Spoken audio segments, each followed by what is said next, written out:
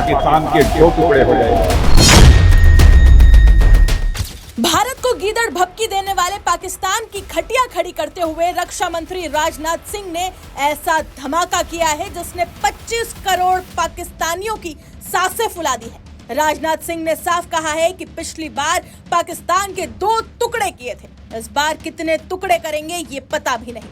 सीधे सीधे राजनाथ सिंह ने दहाड़ते हुए पाकिस्तान की रूह कपा दी है कि हिमाकत करके दिखाओ। सिर्फ थल सेना ही नहीं बल्कि समुद्र और हवा, हर तरफ से भारत तुम्हें घेर कर मारेगा और पाकिस्तान के इतने टुकड़े होंगे कि भूगोल से पाकिस्तान का नामो निशान मिट जाएगा। सीधी चेतावनी और खुली चुनौती। और पाकिस्तान में इस वक्त इस बयान के बाद खतरनाक भूचाल आ गया। सबसे पहले आप राजनाथ सिंह का ये बयान सुनिए, उसके बाद आगे आपको इस बयान के मायने और भारत की तैयारी का खुलासा भी करेंगे और ये भी बताएंगे कि कैसे पाकिस्तान घुटनों पर आकर रोने लगा था भारत के सामने। इतना ही कहना चाहूंगा कि उन्हें यह नहीं भूलना चाहिए कि आज 55 ईयर्स पहले 1971 में एक बार बंगाल की तरफ नजर उठाने की कोशिश पाकिस्तान ने की थी, तो पाकिस्तान के 2 टुकड़े हो गए, एक पाकिस्तान रह गया, दूसरा बांग्लादेश बन गया। इस बार यदि हरकत की गई हमारे बंगाल की तरफ नजर उठाने की, तो उसका क्या परिणाम होगा यह भविष्य के गर्भ में ही लिखा हुआ है और इसका पता चल जाएगा।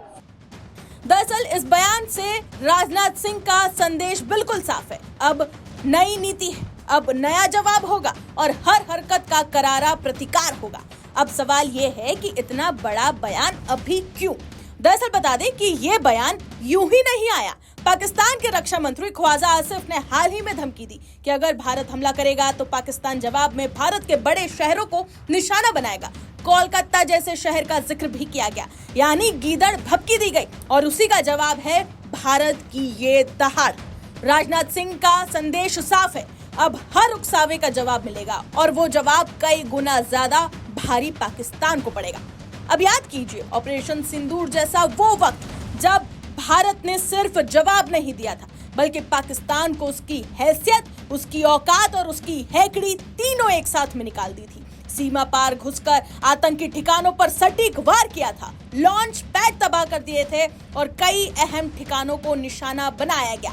पाकिस्तान ऑक्यूपाइड कश्मीर के अंदर तक कार्रवाई की गई और पाकिस्तान के अंदर बैठे आतंक के ढांचे को हिलाकर रख दिया था भारत ने। हालात ऐसे हो गए थे कि पहले पाकिस्तान ने इनकार किया और फिर दबाव बढ़ा और आखिर में सीज फायर की गुहार लगानी पड़ी पाकिस्तान को। दुनिया ने देखा था कैसे पाकिस्तान भारत के सामने बैकफुट पर आया था, कैसे भारत के सामने घुटनों पर आने के लिए मजबूर हुआ था पाकिस्तान। यही इतिहास आज फिर याद दिलाया जा रहा है। भारत अब पहले से ज्यादा ताकतवर है, सेना हर मोर्चे पर तैयार है और अगर जरूरत पड़ी तो जवाब सीमाओं में नहीं बंधेगा। ये सिर्फ चेतावनी नहीं, ये एक साफ रणनीतिक संदेश है।